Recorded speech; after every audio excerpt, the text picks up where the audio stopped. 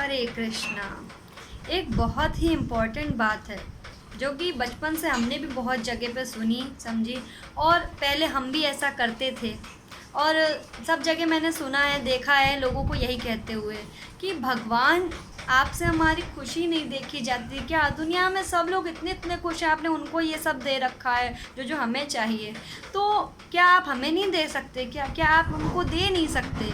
क्यों आप ऐसा कर रहे हैं? भगवान आपने ऐसा मेरे साथ क्यों किया? मैंने ऐसे कौन से पाप किए? मैंने ऐसा कौन सा खराब कर्म किया? मैं तो अच्छा कर रही हूँ, तो मेरे साथ इतना बुरा क्यों हो रहा है? इसका भगवान को जो दोष हम अर्पण करते हैं, आरोप लगाते हैं उन पे, क्या ये सही है? भाई भगवान तो हमको दुख नहीं देते ना, हमारे अपने कर्म ही हमें दुख देते हैं।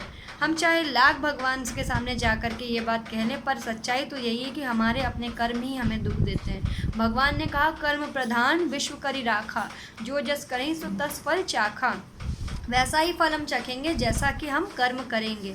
तो कर्म हम अगर अच्छा करेंगे तो हमें अच्छा मिल जाएगा। अब हम सोचते क्या हैं कि जो हमने कर्म अभी तो किया नहीं, आज हम अच्छा कर रहे हैं तो हमारे साथ अच्छा ही होना चाहिए। पर भगवान तो हमारे पूर्व जन्मों का भी जानते हैं। जो हमारे पूर्व जन्मों का कर्म है वो हम नहीं जानते। जब हम माँ के पेट में आए थे तो क्या हुआ था? तो भगवान ने हमारी विस्मृति कर दी। जब हम यहाँ पे इस जगत में आए, हमें सब कुछ जो याद रहता है वो सब भुलवा दिया। पूर्व जन्म का हमें कुछ भी स्मरण नहीं है। वो इसलिए नहीं क्योंकि भगवान कहते हैं उसका हिसाब मैं रख लूँगा। तुम उसका हिसाब रखोगे तो तुम पगला जाओगे।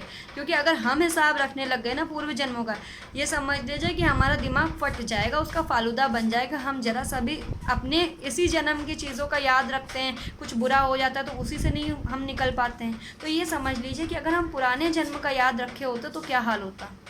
तो उन जन्मों का हिसाब भगवान रखते हैं। भगवान उन जन्मों का हिसाब रखते हैं और वही उस जन्म के अनुसार हमको जो जो कर्म हम एक नहीं अनेकों जन्म में हम कर्म करके आए हैं बुरे और अच्छे, तो उनका प्रारब्ध लेकर के हमें कर्मों का फल देते रहते हैं। और ऐसा नहीं एक साथ सारे बुरों का दे दें, ऐसा नहीं एक साथ सारे अच्छों का दे दें, दोनों का सामंजस्य बैठा के देते ताकि हम लोग जी पाएँ। अगर पूरा ही दुख मिल जाए संसार में हमें तो हम जी ही नहीं पाएंगे। तो भगवान सामंजस्य बैठा करके हमें देते हैं। तो हमें ये समझना होगा कि जो हम काट रहे हैं वो हमारा खुद का बोया हुआ है। ये कहते नहीं ये संसार एक कर्म क्षेत्र है। जैसे किसान खेत में बीज बोता है और जैसा बीज बोएगा वैसा ही फल काटेगा ना, वैसे ही संसार भी कर्म क्षेत्र है।